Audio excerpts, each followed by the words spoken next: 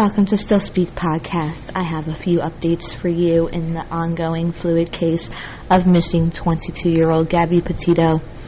Listen all the way through because I'm going to give you the new updates throughout the whole video and not just at the start. And we're also going to go over and reiterate some of the things that have recently been confirmed. And then we're going to have a little chit-chat, and we're going to speculate a little bit at the end. I also have the report on the domestic incident that I'm going to be reading to you to save you time, reading it on the screen. And I also have a statement from Gabby's family that I'm going to be reading to you, and the reply from Brian's lawyer back to the family. So hang tight because this is going to be a little bit of a longer one. So several of Gabby's family members are out in the Wyoming area to retrace Gabby's steps, and my prayers go out to them. I hope they find clues or hints that will lead them to their daughter.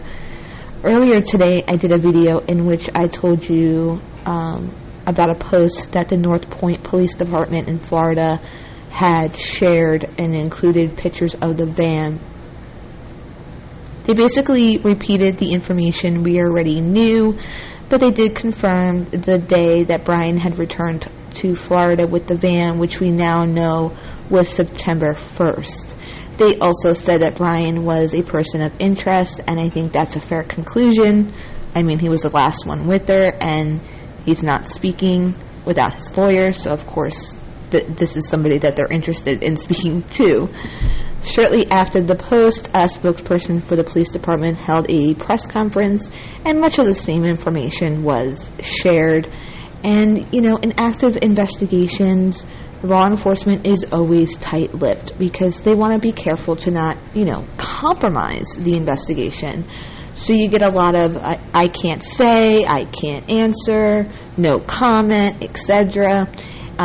We don't want them to compromise the investigation either. Just because we're nosy and we want the details, we're not entitled to them, and we want them to be careful so that if a crime has been committed, they can prosecute without any hiccups so that they can get justice for Gabby and her family if justice is needed if there was a crime. We still don't even know if there was one. Not yet anyways. Last night, I did an update that Gabby's uncle had posted a note saying there was a domestic reported on 8/12, which was 2 weeks before last contact with Gabby and a month before she was reported missing. And at the time the uncle shared it, it didn't say anything more than that. And so we were left wondering what it meant. But then last night it was confirmed, and I did another video where I told you in that video about the domestic and what have you, and we found out that it was by a third party. That's who called about them arguing. And I shared with you that it made me uneasy because this outside party was obviously concerned enough to involve the police. This wasn't a case of two young adults bickering and one wanted to be spiteful to another. Something was happening that was alarming enough for this person to give the police a call and bother them. On the same paper the uncle posted, it said that Brian went back to Florida from 8/13 to 8/23 before returning back to Gabby. We did not have any confirmation of this, but then today, Gabby's mother, Nicole Schmidt, in an interview with Daily Mail, said she questions Brian's trip back to Florida in August to help his father move their things into a storage unit. She then said that she wondered why it was necessary to move Gabby's things during this cross-country road trip and what became of her stuff. So I guess this does confirm that he did go back in August. However, it's not confirmed for how long or which days. And I say that because there's one article that's floating around that everybody's sharing, and it has conflicting information. It's saying that he went 8/17 to 8/23, and it said that it was not that he moved their stuff to a storage unit, but that he moved stuff from a unit to his parents' home. I'm not sure where this article got that information, Regardless, we know he did leave and he did fly back just prior to her missing and after this domestic incident. If he left 8/13, that makes more sense, because they had their dispute on the 12th, right? So if they had this dispute on the 12th and then he left on the 13th, it could have been like, I'm out of here, because they're like mad and what have you. Maybe he's just like, all right, I'm going home for a few days. That makes sense to me, but we don't know. I'm going to be reading you that incident report shortly, and you'll hear that Brian was actually put up in a hotel by the cops the night of this incident. The last text that Gabby's mother received was on 8:30 saying no service in Yosemite. This is confusing because their next destination was supposed to be Yellowstone, and that's where they were near, because Yosemite is not over there. It's in California. It could have been an autocorrect issue, or whoever wrote it messed up, or if it was not Gabby who wrote this text, as her family now believes, maybe this was written intentionally to make her parents think that she was in California, not in the Yellowstone area, to throw them off course. That's a very big possibility that was intentional. The parents say Brian was back on September 1st, and this text was 8:30, so that's 2 days prior, and then he drove the van back alone, which this makes them believe it was not Gabby, and that it was actually Brian, and that he possibly has or had her phone. Nicole, Gabby's mom, said, quote, I texted Brian's mom that I was trying to get in touch with Gabby. I also texted Brian. I got no replies, unquote.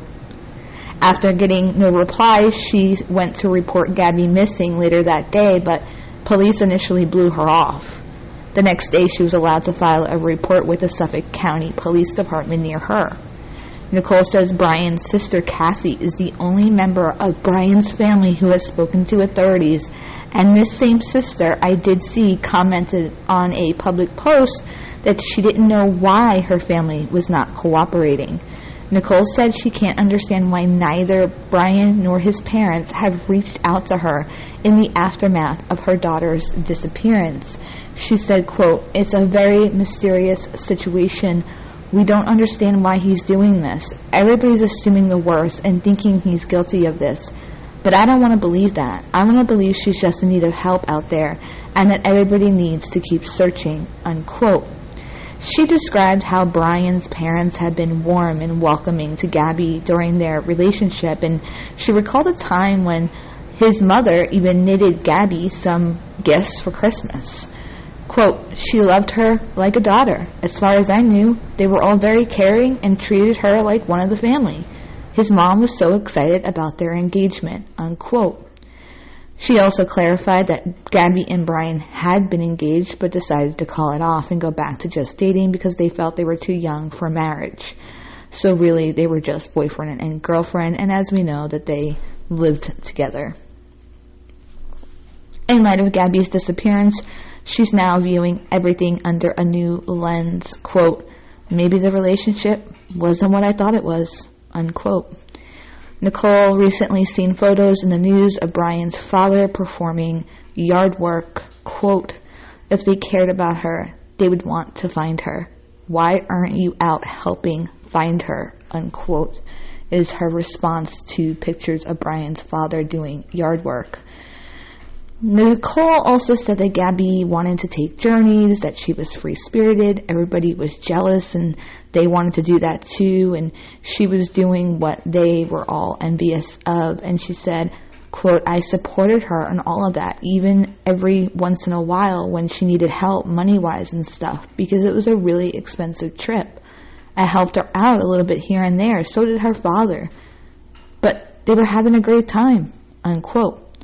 Gabby's father recently said, quote, the hard part is that it's the van life. They can go anywhere they wanted. Unfortunately, in this situation, it's the entire damn country, unquote.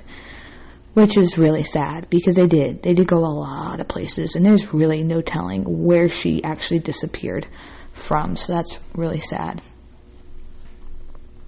Nicole says she hopes her daughter is just camping in an area with no cell service. She said maybe she's off with some other drifters hanging out, and that she would love for that to be what she's doing right now. Because, of course, she's wanting to remain hopeful. Some people remain hopeful. Some people think of worst case scenario. In this instance, as of now, the mom's of the mindset of hoping that she's still alive somewhere. Petito was last physically seen at a Lake City motel on August 25th. On that same day, she made her last social media post from the Monarch in Ogden, writing "Happy Halloween" with a photo showing her standing in front of a mural while holding a pumpkin. On its Facebook page, the Monarch, which is a restaurant and retail in Ogden, said that they were examining their security footage from the 25th to see if it could be of any help, and that they're working with the FBI. They also made a post asking locals if anybody had seen the beautiful young girl. Okay, now I'm going to read to you the incident report from when police were called involving Gabby and Brian. The words are really, really small, so bear with me, and hopefully I don't mess it up. So it's two officers. One is Eric Pratt, and the other is Daniel Scott Robbins. Let's go. We're going to start with Eric. I arrived on scene and observed as two park officers also arrived. I assisted Officer Robbins with his investigation until I was called away to a report of an intoxicated male posing a safety risk to himself or others. Before leaving, I spoke with the male driver of the van, the female passenger, and also called Chris, which is the witness, to get more information from him. All three individuals gave me a similar and consistent story, consisting of the basic idea that the driver of the van, a male, had some sort of argument with the female, Gabby, as I recall. The male tried to create distance by telling Gabby to go take a walk to calm down. She didn't want to be separated from the van, so she began slapping him. He grabbed her face and pushed her back as she pressed upon him in the van. He tried to lock her out and succeeded except for the driver's door. She opened that and forced her way over to him and into the vehicle before it drove off. No one reported that the male struck the female. Both the male and the female reported they are in love and engaged to be married and desperately didn't wish to see anyone charged with a crime. There were no significant injuries reported, and both agreed that Gabby suffers from serious anxiety. It appears that this incident was more accurately categorized as a mental emotional health break than a domestic assault. I had to leave, but I understand that Officer Robbins got the male lodging through the Sikh Haven.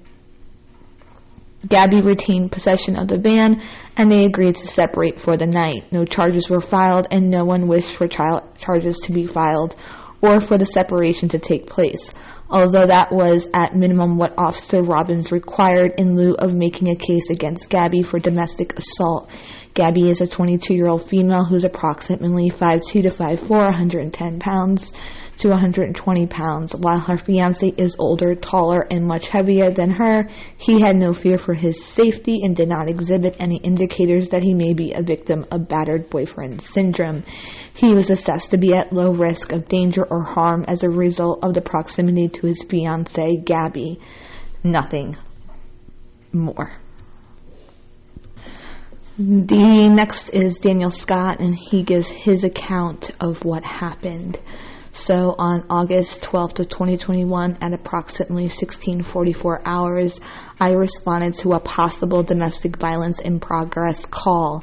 A van with both a male and female as occupants was reported to leaving the area of 39 East 100 northbound on Main Street.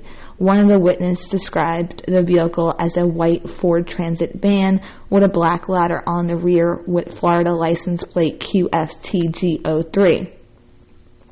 The witness, Christopher Blank, reported seeing a male later identified as Brian Laundrie and female later identified as Gabrielle Petito arguing over a phone. Christopher stated that when Brian got into the van, he saw what appeared to him as Gabrielle hitting Brian in the arm and then climbing through the driver's window as if Brian had locked her out and she was trying to find a way in.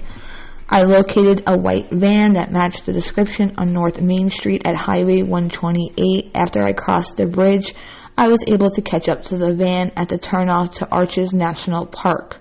I confirmed the vehicle's license plate and initiated the stop. I followed the vehicle as it continued towards the entrance gate to Arches National Park. I noted the van traveling approximately 45 miles per hour in the 15 mile per hour speed zone. After I had activated my lights to initiate a traffic stop, I watched the van cross the double yellow dividing line in lane 1 and merge into lane 2 and abruptly swerved to the right. When the vehicle swerved, both the front and rear passenger side wheels hit the curb. A short distance before the entrance gate, the vehicle came to a stop. I approached the vehicle and saw the only occupants being Gabrielle and Brian. Gabrielle, who was in the passenger seat, was crying uncontrollably. I asked Gabrielle to get out of the vehicle to speak with me. Gabrielle told me that she suffers from blank with blank. She continued because of her blank and blank.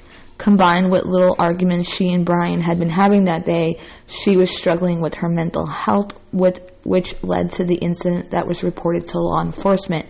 Gabrielle stated that when she saw my light, she hit Brian in the arm to get his attention, which in turn caused him to hit the curb while I was following them. I asked Gabrielle if her intention was to hurt Brian, and her response was that she did not intend to hurt him, but rather get his attention to notice me as I was behind them with lights on. At no point in my investigation did Gabrielle stop crying, breathing heavily, or compose a sentence without needing to wipe away tears or wipe her nose or wipe her knees with her hands. And then he continues and says, after I sat Gabrielle in the back seat of the car, I asked Brian to step out of the vehicle to speak with me. He told me they both suffer from blank. And although her blank is more advanced than his, issues between the two had been building over the last few days.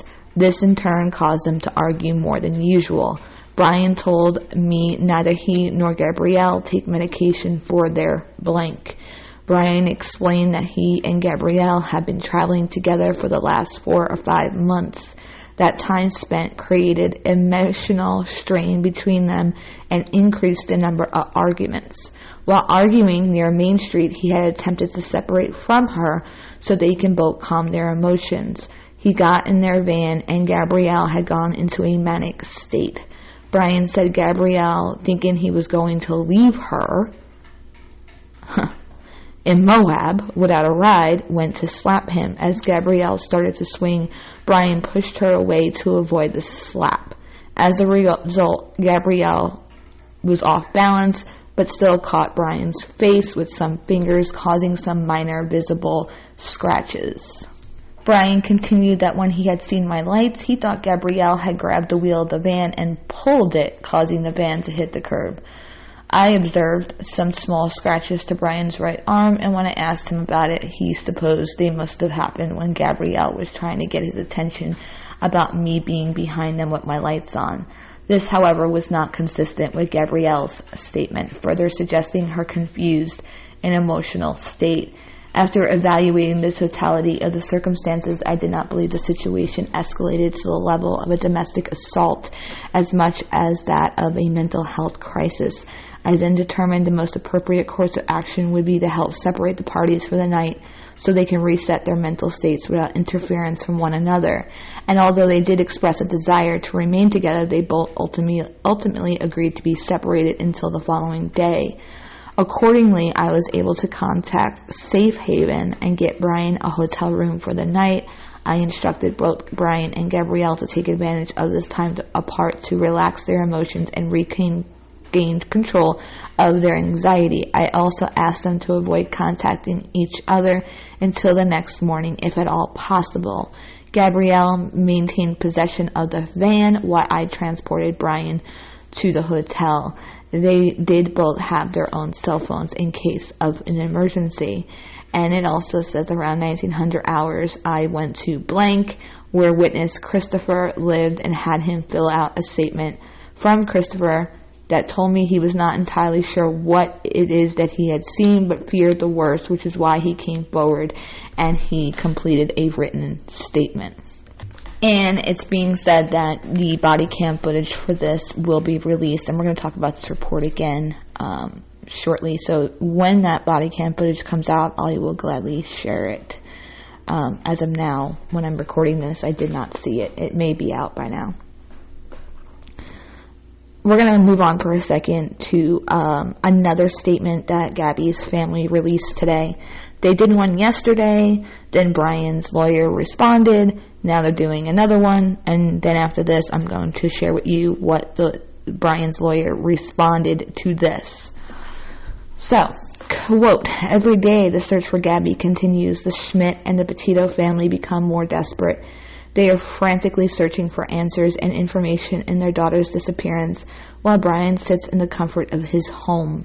Brian claims he wants to sit in the background while we search for Gabby in the wilderness of Grand Teton and Yellowstone National Parks. Brian left Gabby in the wilderness with grizzly bears and wolves while he sits in the comfort of his home. In his home! Explanation point. They really wanted to drive that point home. Brian, how could you do this to Gabby? You selfishly remain silent while Gabby is all alone in the wilderness. Brian, your silence is reprehensible. We beg you to do the right thing and help us bring Gabby home. Brian, whatever happened in Wyoming happened. The only thing you can control is what you do now.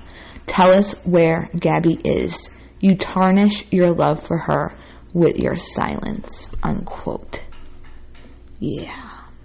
I totally agree with them at the end here. Whatever happened, happened. Whether you left her alive or worse, right? It happened. It's done. It can't be changed. You can't undo it. You can't, right? So, at this point, it's like, but now is your opportunity to fix that by cooperating and at least giving some basic information to help guide them in the right direction or area that he did leave her, right?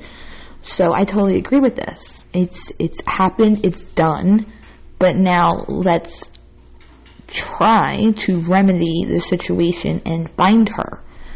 So it's really a shame. They're very desperate, and it's absolutely heartbreaking. It's a shame it's come to this. It really it's just really a shame. So Brian's attorney issued a statement in response to this, and goodness.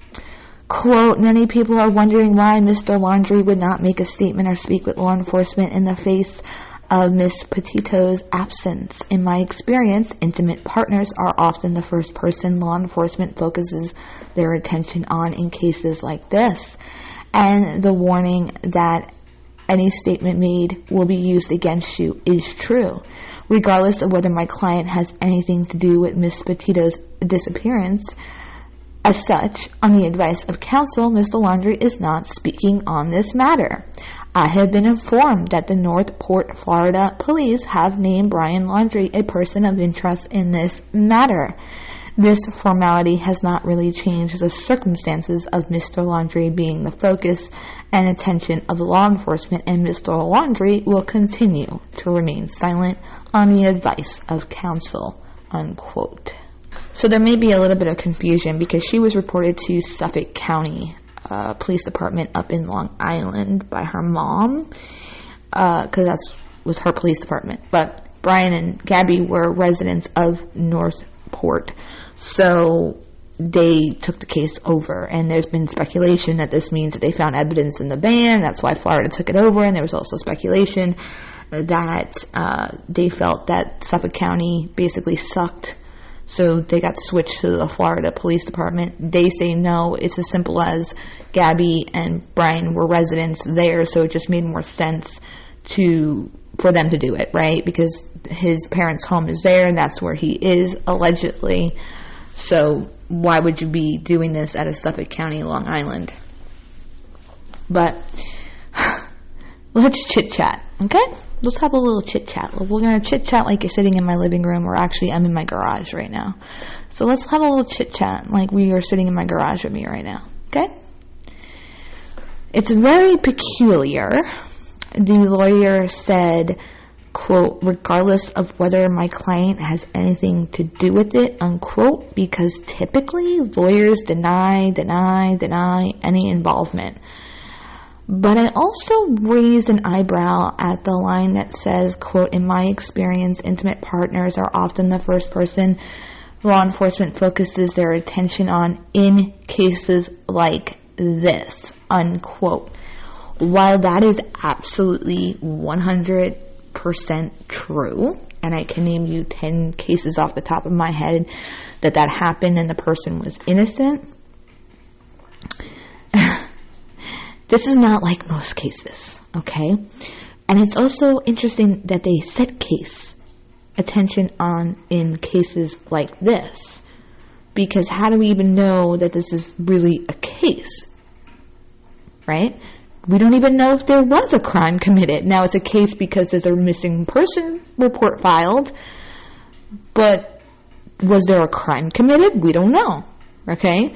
Now, while this statement is true, like I just said, this is not like most cases. The circumstance here is that this couple embarked together. They left together on a cross-country road trip and was living in a van, spending almost, 60 days together in this said van. And the van belonged to the person who is now missing. And the only person she was with on her travels on the day-to-day was Brian. She was with him. Period. Full stop. This is not that she disappeared from work or home or a local park or store. Furthermore, there was this domestic incident 2 weeks prior to the last contact with her. So yeah, if you mix these two things together, we're going to focus on him. But then when you add in that this same person returned with her van, lawyered up, and does not want to speak with anyone in any way, shape, or form, not even like to give hints or clues,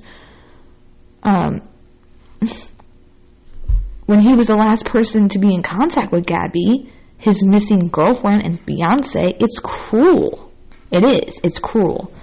There's actually no explanation for this. There's not. I mean, you can try, but it's just going to fall flat because there's no explanation.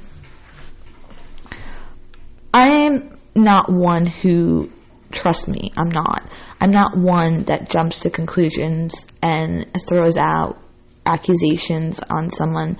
But I said in the first video about Gabby that this is an exception. Okay, there's always an exception to a rule.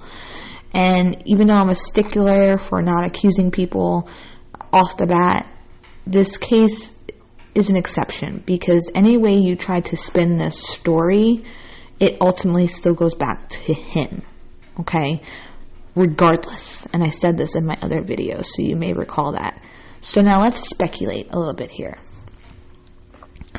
Let's say after he returned from Florida, after he had left to go to Florida and then he comes back, he meets back up with her, which we know he did because he has the van and she had the van while he was gone. So obviously they met back up, and on the 25th, she checks out of the Salt Lake City hotel. She stops at the Monarch restaurant where she makes her last social media post. Okay. The texts on the 27th and the 30th, those were the ones her parents now believe were not her. So we can shrink this down to somewhere between the 25th and the 27th. Or we can widen it a little bit from the 25th to the 30th if those texts were her. And that gives him, 2 days to return to Florida, getting back to Florida on September 1st. So that's really the time frame. I see so many people like, where were they from the end of July to the middle of August? We don't know. Nobody said. Well, it doesn't really matter.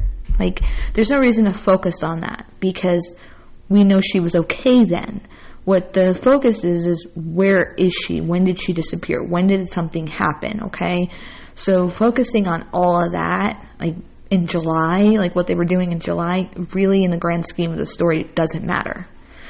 Now, the domestic incident, yeah, that matters, right? But where they were in this full story isn't really important because we need to know where she was when she disappeared, okay? Not where she was on July, 18th. Now, let's say another one of these arguments happened, like the incident on the 12th, and this time instead of her being able to get back in the car and, a third party calling the cops, this time he was able to lock the doors. It could be either he left her there and decided, you know what, F this, I'm done, out, peace, bye, or, took off, which, oh my God, would be terrible to do to somebody you spent 2 years with and spent the last 2 months living in a van with. But hey, crazier things have happened. Or let's say he drove off but returned once he chilled out and she was nowhere to be found. Maybe he searched for her for a little and then decided, okay, she wants to play this game, I'm going to leave her here fully this time. Again, this is terrible because the logical and right thing to do, if this is what happened, would be to call the police and say, hey, I left, I came back, she's gone, and, have them get a search party going, call her parents to have them call her if she wasn't picking up the phone for him and talk some sense into her, etc. That's not what was done, as far as we know. He left. We now know he lawyered up, and he called no one, not even police, to say that she disappeared and is still remaining silent with all this massive attention this case has gotten and is not willing to give this family even basic information to locate her on where he knew her to be last. That's spiteful. Now, let's say this domestic incident was actually a common occurrence for them, as the report did mention them saying that they had been arguing more lately, not just that time that cops were called. So let's say another argument ensued to the level that one did, and it was not that he left her behind or left temporarily, and upon returning she was gone, but this time she again put hands on him and he had enough, and he lost it. And he snapped, and he harmed Gabby and had finally stood up to her. That's possible, okay? I initially had an accident on my list of possibilities, like, they're climbing, she slips, she falls, he's traumatized, freaks out, panic, leaves, okay? However, after hearing about this domestic and him leaving for a few days prior to her disappearance, I don't believe this at this point in the absence of anything pointing that way. I don't think this was an oopsie slip off a cannon and he was like, oh shit, and panicked and left. Because even if that was the case, you've now been back, 2 weeks and you're deliberately not speaking. Okay, so at this point, even if that's what happened, you'd come forth and be like, oh my gosh, you're never going to believe this. And I was so traumatized, and at the time, I didn't know what to do, etc. He's not doing that.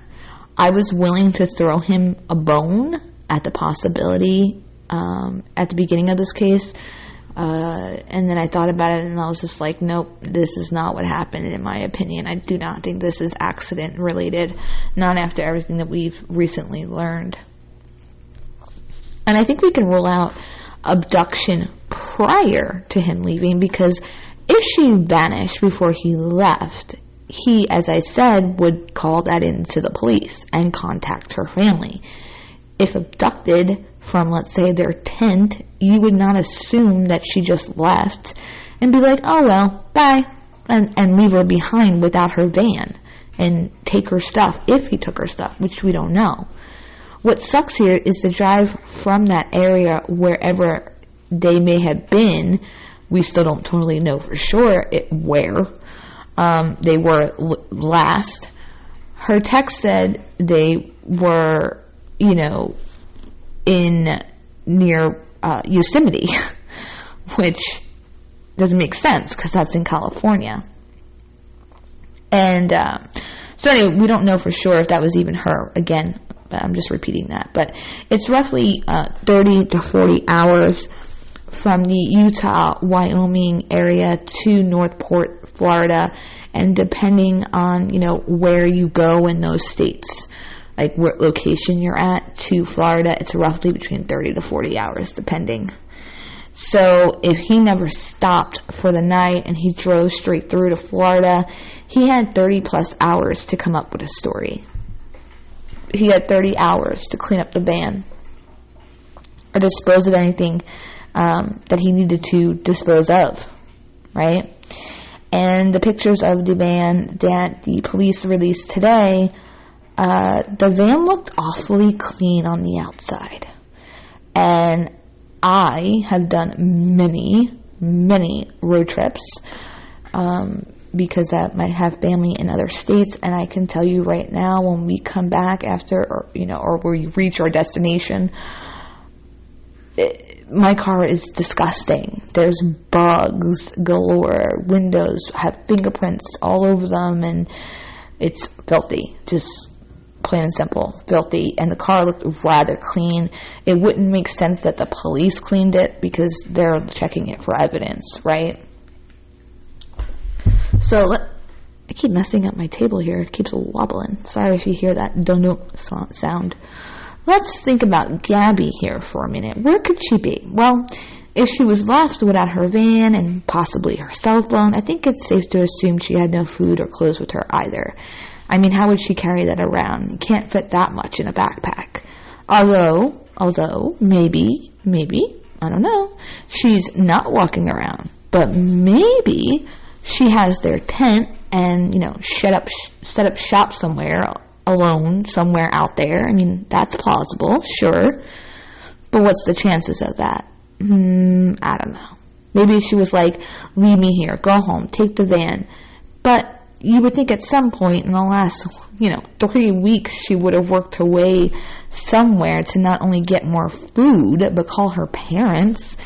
And if she had requested to be left, then why not tell her parents that and tell them where you left her at her request? So not buying that. Maybe he stranded her somewhere with her phone, but the phone has no service. But again, okay, how has she not made it to some form of phone at this point? One would say maybe she did. Make it to a phone, but couldn't remember anyone's phone numbers. Because, most of us don't need to remember numbers anymore because we got our cell phones, right? But hello, there's Google. Or you can also ask someone at a restaurant or bar or store, whatever, to contact her family through any social media platforms messenger feature, right? Like, hey, I need to get back to my family. I don't remember their numbers. You got Facebook, you got Instagram, you got whatever. Okay, do me a favor. Look up my mom. Okay, that's her. Okay, Nicole Schmidt. Okay, can you message her and let her know where I'm at and, give her this phone number, right? Of course you do that. And that person would be like, hey, I don't know you, but I have your daughter right here. Especially now with the media storm that's happening. And national parks typically have park officers. These areas are usually very vast. So at first she might not see one, or vice versa. But by now, I would think that she would have seen someone, okay? And she might have. And we just don't know that fact yet because police are not sharing it. Let's go back to the story I told you last night about Kylan, Schulte, and Crystal Turner, who were in the same area of Moab, Utah, and Arches National Park in mid-August, who were both murdered. And I said that it may be a coincidence, but it's really creepy, okay? And it may be a coincidence, but I can't get over the creepiness. But in the report, the officers wrote about the domestic incident. It was mentioned at the very beginning that one of the officers left because of a drunken man who was causing a disturbance, and I immediately wondered if this was the same creepy man the ladies told friends about. But also, get this. The road that the officer had pulled over Gabby and Brian was only 0.3 miles away from the bar that Crystal and Kylan were last seen alive. I looked it up. And get this. It was a day apart from each other. So, the domestic incident was on the 12th, and the girls were last seen on the 13th. And get this. Kylan Schulte worked at the Moonflower Community Cooperative, which is an herb-scented bodega, which is where Gabby and Brian had this fight in front of, or near there, because the address that the officer gives of where he pulled them over or where he had spotted their van is less than 300 feet away from this Moonflower Community Cooperative. Tell me that's not crazy. Yeah, it's very. Investigators were asked about these two stories possibly being connected, and their reply was vague. Quote, "We're looking at everything. I mean, anything and everything that was suspicious around that time, and we're not ruling anything out this time. We're just investigating the information as it comes in," unquote. So, yeah, no duh. But, yeah. So, they were in the area of this community cooperative that Kylan worked at. They were 0.3 miles away from where the girls were last seen, and the incident was on the 12th, and Kylan and Crystal were last seen alive on the 13th. This is crazy to me. I don't know about you, but it's just really sticking out to me. I'm not really sure what to make of it. I'm just kind of throwing it out there in my thought process of this case. There's also another missing man, but his last contact was on August 20th, and his name is Robert Stiles Lowry. He was last seen in Teton County, Wyoming on or around the 19th, and he was last seen in a black baseball cap, blue down vest, plaid shirt, and blue jeans. And they don't have an age or anything on the flyer. I don't think that this is connected, but I just wanted to share that. This is in Wyoming at the Teton area.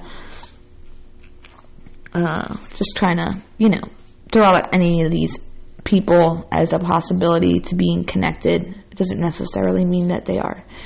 A few more notes here. I'm not sure the mental health claims mentioned in the report are true, and I say this because it is possible that they were just saying that to avoid any type of arrest or charges as an explanation for why things got so heated. Although, of course, it could be true. If true, then yeah, probably was not wise if both individuals who have, mental health issues and not on medication for it took a long distance trip together, trapped in an itty bitty van all day, every day for almost 2 months. But it's too late to change that, right? And it was mentioned in the report that they desperately did not want charges filed, so I kind of wondered if they just said this to kind of be like, calm down, Mr. Copperman.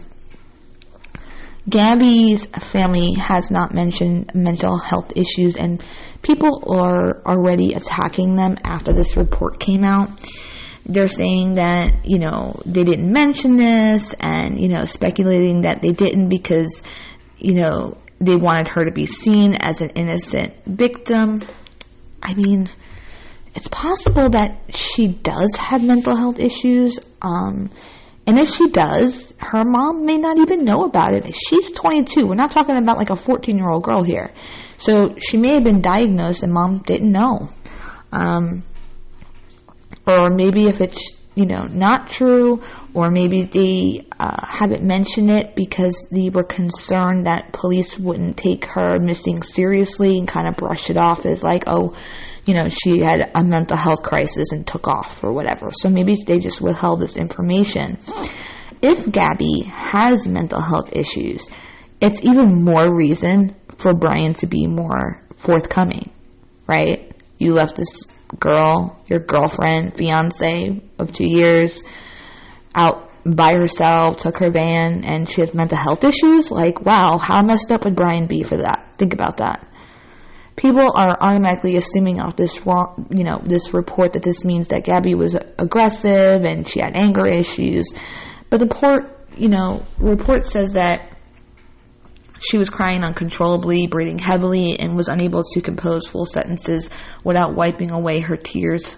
That doesn't really scream anger or rage to me, but a very emotional girl, although she could have been in the middle of an adrenaline crash from a rage episode. I don't know. And I don't think going off this one incident automatically means that she was always like this. It could have been an isolated incident. We don't know. We need more information. And I also cry when I get mad. I said this in another video, but not uncontrollably like it said in this report.